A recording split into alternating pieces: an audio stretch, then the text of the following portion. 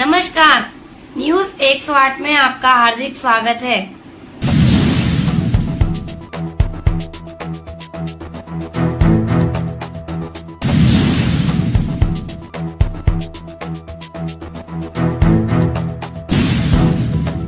कार्यक्रम में अपनी उपस्थिति दर्ज कराएं। भारत माता की। मैं निवेदन करूंगा आदरणीय दिया कुमारी जी से अपना स्थान ग्रहण करें और हमारी वार्ड 21 की अत्यंत लोकप्रिय पार्षद श्रीमती प्रियंका जी अग्रवाल कृपया उनको पुष्प भेंट कर उनका स्वागत करें। एक ही नारा, एक ही नाम।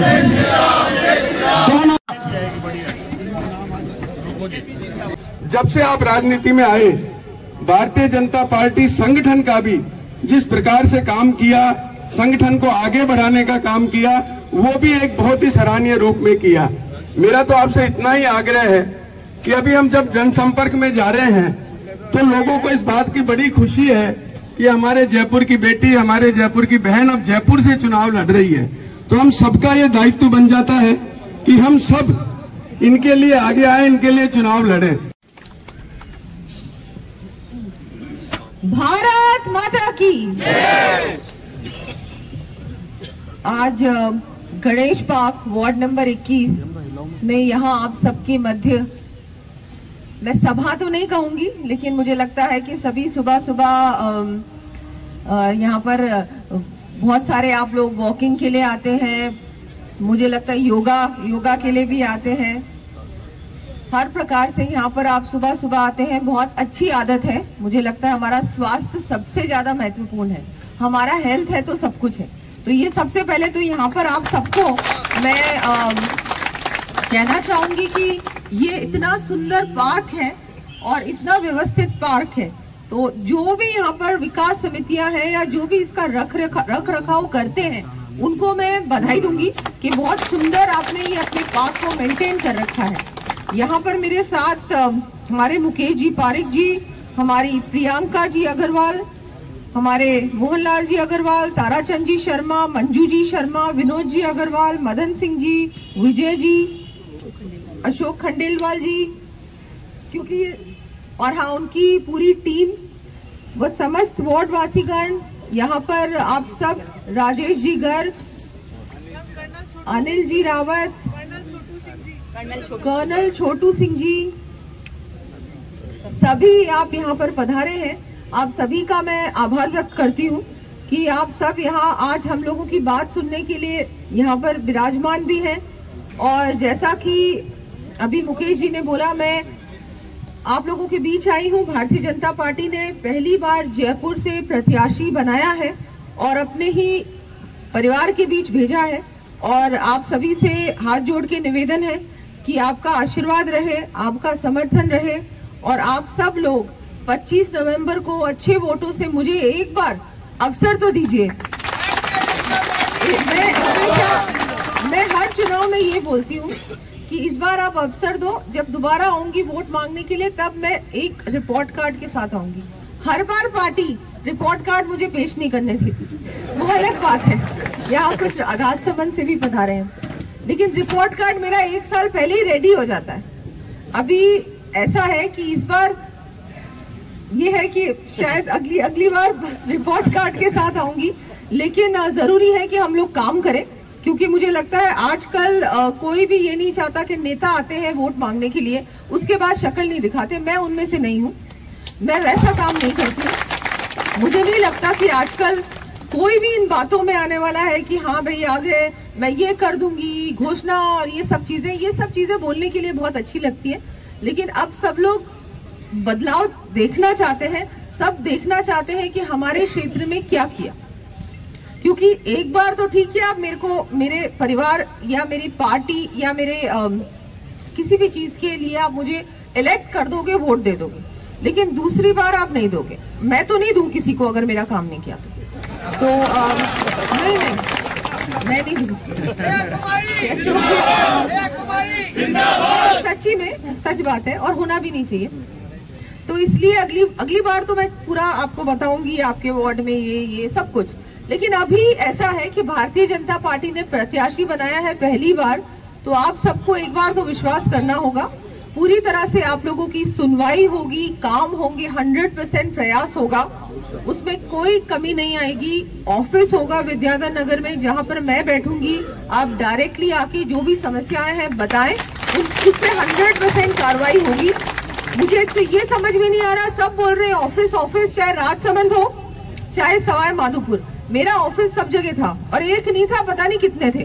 तो ये कहां से, मेरे को तो समझ में नहीं आ रहा, मुझे सब जगह मुकेश जी बोलना पड़ रहा है मैं अपना ऑफिस खोलूंगी। अरे ऑफिस तो खोलना ही है, उसमें तो वो अलग है, वो अलग है। यहाँ पर विद्याधर नगर में ऑफिस खोलेंगे, जन सुनवाई भी करेंगे आप लोगों की रेगुलरली।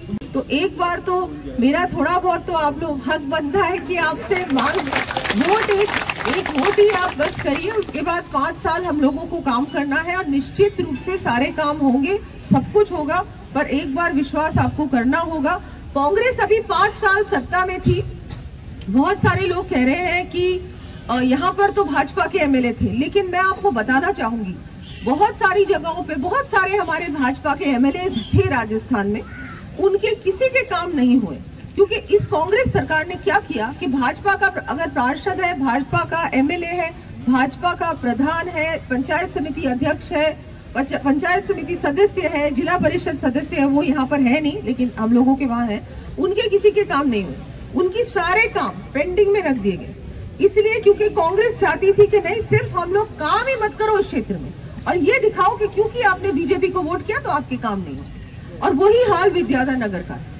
तो आप ये समझिए, और जो भी मेरे सामने प्रत्याशी आएंगे आप उनको बोलिए आपकी 5 साल सरकार थी, ऐसा कुछ भी नहीं है, ऐसा कुछ भी नहीं है जो आप नहीं करवा सकते थे, करवा सकते थे अगर इच्छा शक्ति होती तो। ये बोलना बहुत इजी होता है, शीला पट्टी में नाम लगाना बहुत आसान होता है, लेकिन ये सब चीजें नहीं चलती। शीला पट्टी में नाम लगाने से काम नहीं होता, सॉरी, काम एक्चुअल में दिखना चाहिए और मुझे नहीं दिख रहा है यहाँ पर कोई खास काम, क्योंकि उन्होंने आपके विधायक का काम नहीं होने दिया। मुझे मालूम है उन्होंने बहुत प्रयास किया, लेकिन इन्होंने फाइलों को रुकवा दिया और ये सब जगह हुआ है। दूसरा, तुष्टीकरण की राजनीति हुई है, हम सब समझते हैं राजस्थान में क्या हुआ है। क्या आप दोबारा से वो 5 साल चाहते हैं? नहीं। आप अपनी शोभा यात्रा नहीं निकाल सकते, आप अपनी भजन संध्या नहीं कर सकते। ये अगर दोबारा गलती से भी आ गए ना तो मुझे लगता है मंदिरों को पे भी ताले लग जाएंगे। हम ये नहीं चाहते, हमारे यहाँ राजस्थान में ऐसा कभी नहीं होता था, लेकिन इस बार हुआ है। महिलाएं बिल्कुल सुरक्षित नहीं है, मैं आपको बता रही हूँ। आप सब तो यहाँ पर चलो ठीक है, विद्याधर नगर में थोड़ा शहरी क्षेत्र है तो इन चीजों का सामना नहीं करना पड़ता, लेकिन ग्रामीण क्षेत्रों में बहुत सारे ऐसे, चेन तो रोज टूटती है और दिन दहाड़े गोलियां चलती है राजस्थान में, चोरियां हो रही हैं। लेकिन बहुत सारे आपने सुना होगा भीलवाड़ा में क्या हुआ, प्रतापगढ़ में क्या हुआ, जोधपुर में क्या हुआ, बाड़मेर में क्या हुआ, करौली में क्या हुआ, ये तो कुछ मैं बता रही हूँ। वैसे हर जिले में रोजाना वैसे कम से कम 1 या 2 घटनाएं हो रही हैं। माननीय दिया कुमारी जी का हार्दिक स्वागत करता हूं। मंच पे आसीन प्रियंका जी जो हमारी प्रिय पार्षद हैं, और दिया Kumari ji as additional collector Chauhan साहब, और इनका सबका स्वागत करता हूं। दूसरी बात, सांसद के रूप में जनता की सेवा की है और जयपुर से जाकर वहां पर जिस प्रकार से इन्होंने काम किया, आज उसकी वहां की जनता, वहां के मतदाता बहुत सराहना करते हैं, यह किसी से छुपा नहीं है। साथ ही साथ जब से आप राजनीति में आए, भारतीय जनता पार्टी संगठन का भी जिस प्रकार से काम किया, संगठन को आगे बढ़ाने का काम किया, वो भी एक बहुत ही सराहनीय रूप में किया। मेरा तो आपसे इतना ही आग्रह है कि अभी हम जब जनसंपर्क में जा रहे हैं तो लोगों को इस बात की बड़ी खुशी है कि हमारे जयपुर की बेटी, हमारे जयपुर की बहन अब जयपुर से चुनाव लड़ रही है। धन्यवाद। प्रस्ताव यहाँ प्रेषित करें। सभी को नमस्कार। जयपुर की बेटी वह हमारी बहन आदरणीय दिया कुमारी जी जो विद्याधर नगर विधानसभा से प्रत्याशी हैं भाजपा की, उनका मैं हार्दिक धन्यवाद करता हूं कि वो हमारे वार्ड में पधारे और सबको मार्गदर्शन दिया। जनता आपको पूरे आशीर्वाद से भारी बहुमत से जिताने को तैयार है और आप हमारे साथ में ऐसे ही आते रहेंगे। इसके लिए बहुत बहुत धन्यवाद। आपने अपना अमूल्य समय निकाल के यहाँ पधारे, उसके लिए बहुत बहुत धन्यवाद।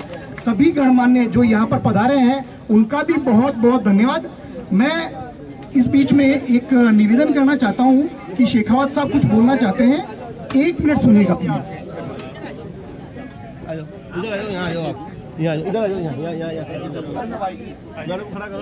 सभी भाई बहनों को नमस्कार। माननीय दिया कुमारी जी का हार्दिक स्वागत करता हूं।